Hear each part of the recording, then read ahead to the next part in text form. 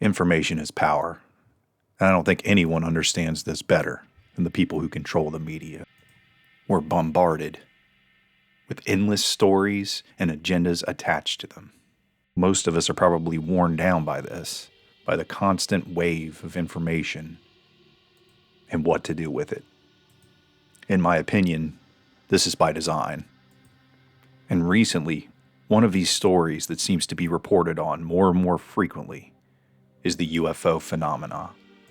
There seems to be a controlled and slow trickle of information, collectively drawing our attention to what's happening in the sky. Intelligent life in the universe outside of Earth. It's an ancient question from early human societies to the past eras when a newscaster would sit up right here, like I'm doing with you now, and raise the question. But the question is gaining traction because of evidence like this. Newly released video raising questions about the existence of UFOs. The subject of unidentified flying objects has become a matter of national security. If there's something out there that's bigger or faster and stronger, we've really got to answer that question. What is true, and I'm actually being serious here, is that there's footage and records of objects in the skies that we don't know exactly what they are. These are topics the U.S. government tackled in an intelligence report, which included 150 instances of UFOs documented, including some on tape. My gosh. They're all going against the wind. The wind's 120 miles to the west. Look at that thing, dude. Well, if there's like... Look at that thing. It's rotating. Oh, God! Oh, my gosh, dude. Wow. Look at that, man. Look at it fly. The spread of video cameras is also changing how society and the government deal with this. It is harder to dismiss anything that people really can see and share and then see with their own eyes. So the question here is, why is the government, after promising not to do this repeatedly, still hiding information on something that is very much in the public interest, which is, what are these things, these UFOs? We know they're real, we don't know what they are, we probably have a right to know that, it's our government after all, but they're still hiding it from us. Why? Yeah, I mean, it is kind of peculiar, isn't it, Tucker, that, really the day before Thanksgiving, the Pentagon decides to announce the creation of this office when they've had, 4 years to do it beforehand. I do think it is a good idea to have a centralized office. Yes. I'm not so sure that it's good to put it where they want to put it. At the end of the day, the organization they want to put it under is my old office. It's the Undersecretary of Defense for Intelligence. The big question, has the state of Israel made contact with aliens? Well, according to retired Israeli General Professor Chaim Eshed, the answer is yes. Eshed served as the head of Israel's space security program for nearly 30 years, and he says that Israel and the U.S. have both been dealing with aliens for years. Now, to clarify, this by no means refers to immigrants. Eshed is clarifying the existence of a so-called galactic federation, and the 87-year-old former space security chief told Israel's Ynet News that lots of agreements have been made between the aliens and the U.S. to try and research and understand the fabric of the universe. Well, apparently this has all been kept a secret because humanity isn't ready. And if true, it would coincide with U.S. President Donald Trump's creation of the Space Force as a fifth branch of the U.S. Armed Forces. So why is it all of a sudden all mainstream media outlets want to report on the release of UFO information? In 1994, the journalist and author Serge Monast released a book called Project Bluebeam. That same year, he also wrote about medical experiments conducted by the CIA. Also, the book titled The United Nations Concentration Camps Program in America. But in his book, Project Bluebeam, he discusses the plan by world governments to create a great deception, an artificial light show made out of lasers, holograms, and even voice technology that can be heard inside someone's head. He claims to have had knowledge of this technology that actually exists and had been experimented with for years. The idea being that all religions would come together, that their object of worship, their prophet, their God, would appear in the sky, and then somehow transform into a new form, a new God that would unite the world's religions and would ultimately form a one-world government, a one-world order. Unfortunately, by 1996, he and one of his associates had died, both ruled a suicide in the same year. His work is proving to be somewhat prophetic today. Many religions seem to be begging for some type of sign and look to the skies and hope for this sign. If you're an alien and you want to get baptized, the Pope is in favor of it. In fact, during one of his daily masses, is that how you say it, daily masses? Or during daily mass? He talked about the right to be baptized and how the Catholic Church should accept people to be baptized with open arms. And he said, even if they're Martians, let me read you his exact quote. He says, if tomorrow an expedition of Martians came, and some of them came to us here, Martians, right? Green with that long nose and big ears, just like children paint them, and one says, but I want to be baptized, what should happen? And he basically says, baptize the shit out of them. NASA is currently hiring 24 theologians to participate in its program at Princeton University that convenes theologians, scientists, scholars, and policymakers alike to assess how the public would react to alien life on other planets. According to Cambridge priest and theologian Dr. Andrew Davidson, who will be one of the 24 hired, we are getting closer to finding life on other planets, and says, quote, non-religious people also seem to overestimate the challenges that religious people would experience if faced with evidence of alien life. While self-identified Christians make up 63% of the U.S. population in 2021, the Pew Research Center found that's down from 75% a decade ago. The move follows a recently unveiled defense legislation that would require teams of Pentagon and intelligence community experts to rapidly respond to military UFO sightings and conduct field investigations. Now, is the government even capable of such a deception?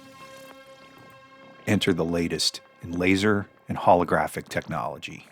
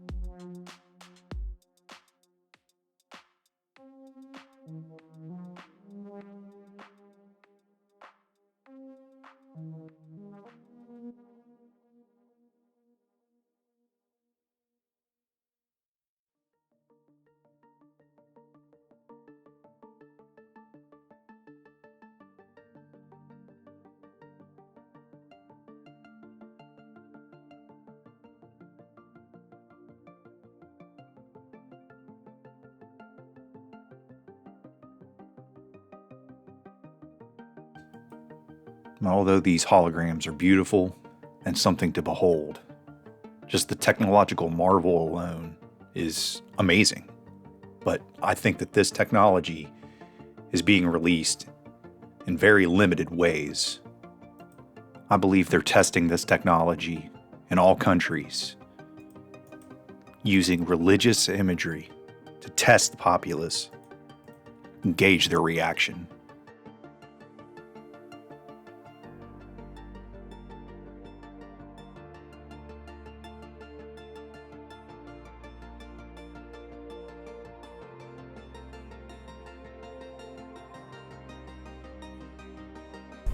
Norway spiral. What in the world could have created this big blue spiral captured in the sky over Norway in the early morning hours? Time travelers? Aliens? Reports first said it was the failed launch of a Russian rocket. Russian officials have denied all allegations. The strange spiral against the night sky is still shrouded in mystery. The conspiracy theories are more numerous than one can count, but a joy to read through if you enjoy science fiction. Search the internet and you'll uncover a trove of research, all stating the mystery has been solved. The problem is each of the solutions that they suggest differs. They can't all be right. It can't be solved, as they use the term, if there's no evidence and any answer has yet to be revealed. That pretty much defines a mystery. When it first appeared in the skies, experts were excited and spurred international commentary about alien activity. The first investigation into the matter yielded the sanest of all explanations. Still, it didn't set the bar very high from the get-go. A Russian missile experiment gone wrong.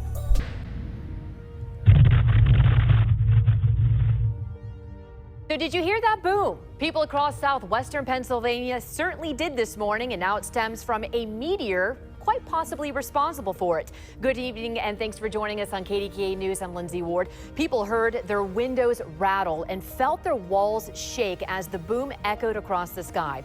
KDKA reporter Erica Sanish is live for us on the north side. And Erica, you took all our questions to some experts to find out what really happened here. Yeah, Lindsay, the National Weather Service and those at the Carnegie Science Center tell me there's a meteor shower that's expected to peak tomorrow into Monday, and say if a meteor was the cause behind the boom today, the two could be connected.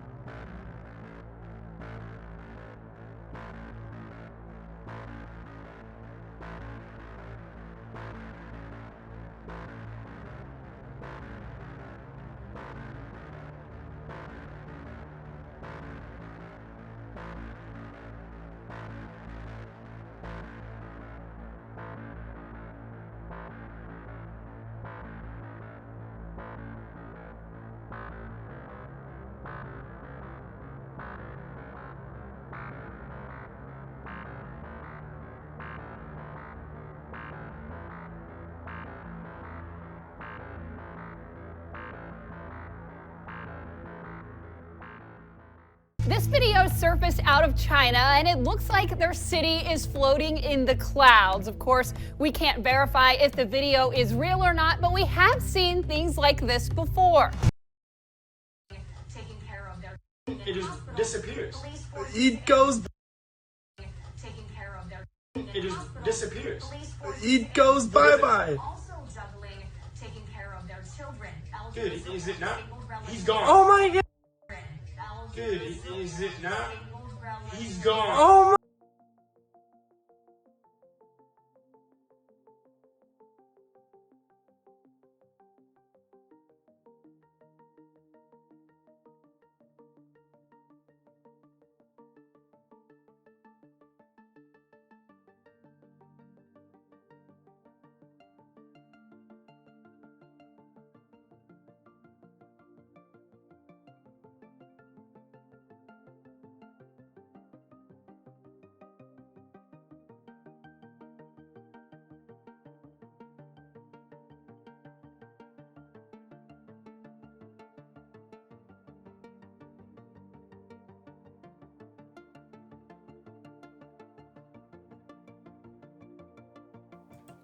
I want people to see it if they can't already see it.